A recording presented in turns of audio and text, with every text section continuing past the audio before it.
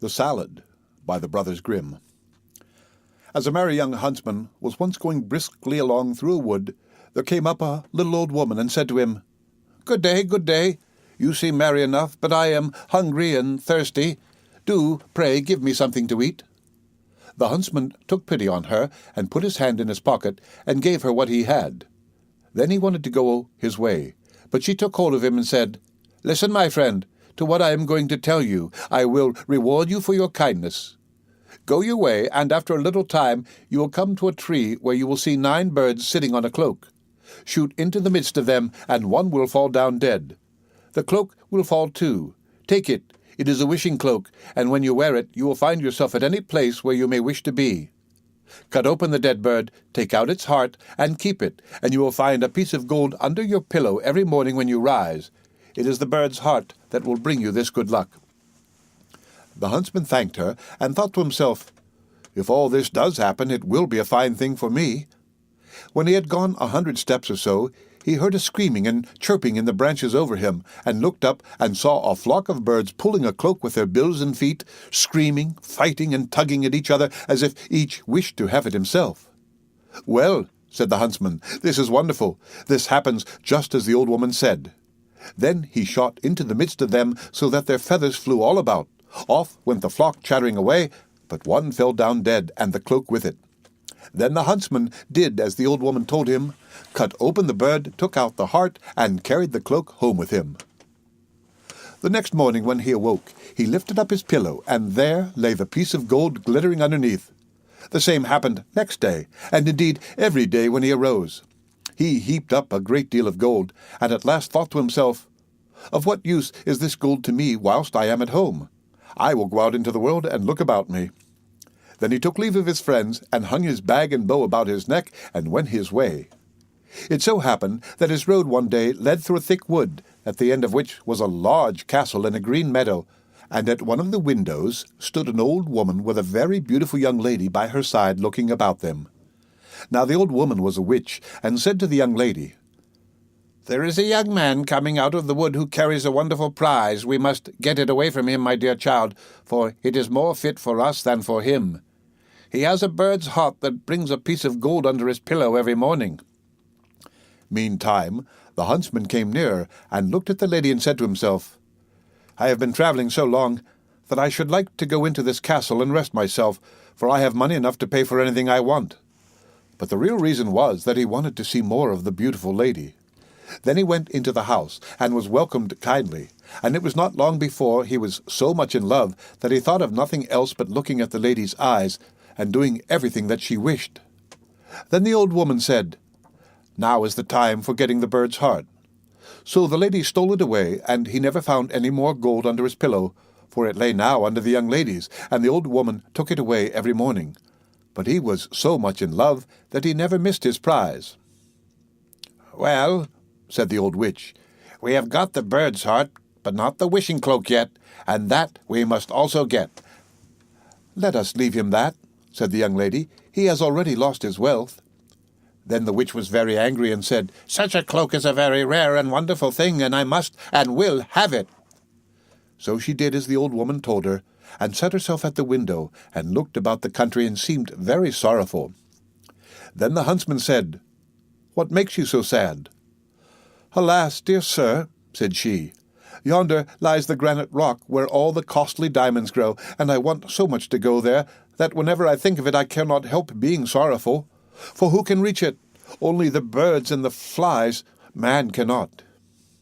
"If that's all your grief," said the huntsman, "I'll take there with all my heart." So he drew her under his cloak, and the moment he wished to be on the granite mountain, they were both there. The diamonds glittered so on all sides that they were delighted with the sight, and picked up the finest. But the old witch made a deep sleep come upon him, and he said to the young lady, "Let us sit down and rest ourselves a little. I am so tired that I cannot stand any longer." So they sat down, and he laid his head in her lap, and fell asleep. And whilst he was sleeping on, she took the cloak from his shoulders, hung it on her own, picked up the diamonds, and wished herself home again. When he awoke, and found that his lady had tricked him, and left him alone on the wild rock, he said, "Alas, what roguery there is in the world! and there he sat in great grief and fear, not knowing what to do. Now this rock belonged to fierce giants who lived upon it, and as he saw 3 of them striding about, he thought to himself, I can only save myself by feigning to be asleep. So he laid himself down as if he were in a sound sleep. When the giants came up to him, the first pushed him with his foot, and said, What worm is this that lies here curled up? Tread upon him and kill him, said the second. It's not worth the trouble, said the third. Let him live, he'll go climbing higher up the mountain, and some cloud will come rolling and carry him away. And they passed on. But the huntsman had heard all they said, and as soon as they were gone, he climbed to the top of the mountain, and when he had sat there a short time, a cloud came rolling around him, and caught him in a whirlwind, and bore him along for some time, till it settled in a garden, and he fell quite gently to the ground amongst the greens and cabbages. Then he looked around him and said, I wish I had something to eat. If not, I shall be worse off than before, for here I see neither apples, nor pears, nor any kinds of fruits, nothing but vegetables. At last he thought to himself, I can eat salad. It will refresh and strengthen me. So he picked out a fine head and ate of it, but scarcely had he swallowed 2 bites when he felt himself quite changed, and saw with horror that he was turned into an ass. However, he still felt very hungry, and the salad tasted very nice, so he ate on till he came to another kind of salad, and scarcely had he tasted it when he felt another change come over him, and soon saw that he was lucky enough to have found his old shape again. Then he laid himself down and slept off a little of his weariness, and when he awoke the next morning, he broke off a head both of the good and the bad salad, and thought to himself, This will help me to my fortune again, and enable me to pay off some folks for their treachery. So he went away to try and find the castle of his friends, and after wandering about a few days, he luckily found it. Then he stained his face all over brown, so that even his mother would not have known him, and went into the castle and asked for lodging. I am so tired, said he, that I can go no farther. Countryman, said the witch, who are you, and what is your business? I am, said he, a messenger sent by the king to find the finest salad that grows under the sun. I have been lucky enough to find it, and have brought it with me, but the heat of the sun scorches so that it begins to wither, and I don't know that I can carry it farther. When the witch and the young lady heard of his beautiful salad, they longed to taste it, and said, Dear countryman, let us just taste it. To be sure, answered he, I have 2 heads of it with me, and will give you 1. So he opened his bag, and gave them the bad.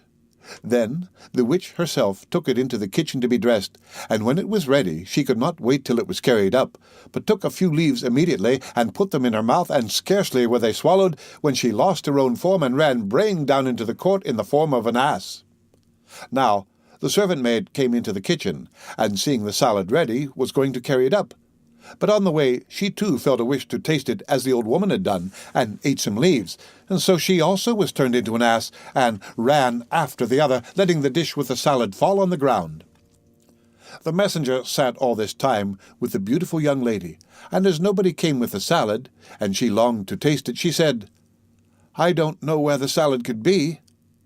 Then he thought something must have happened, and said, I will go into the kitchen and see. And as he went, he saw 2 asses in the court running about, and the salad lying on the ground.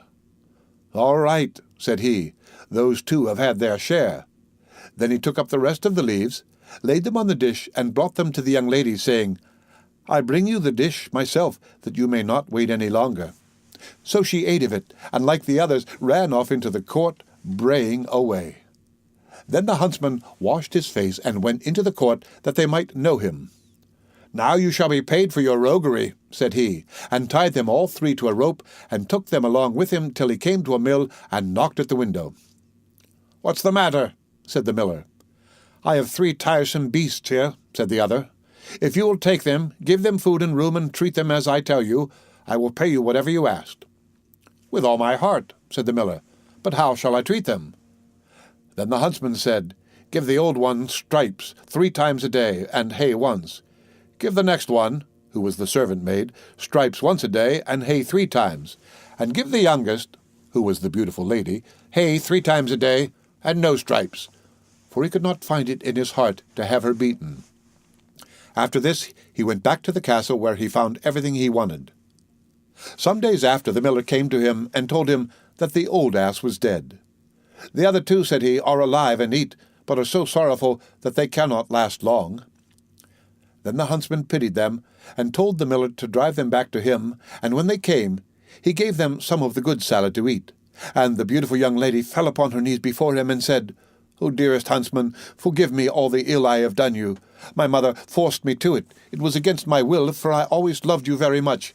Your wishing cloak hangs up in the closet, and as for the bird's heart, I will give it to you too." But he said, "Keep it. It will be just the same thing, for I mean to make you my wife." So they were married and lived together very happily till they died. The End of The Salad by the Brothers Grimm, read by Rick Kistner for Lit2Go on the web at fcit.usf.edu.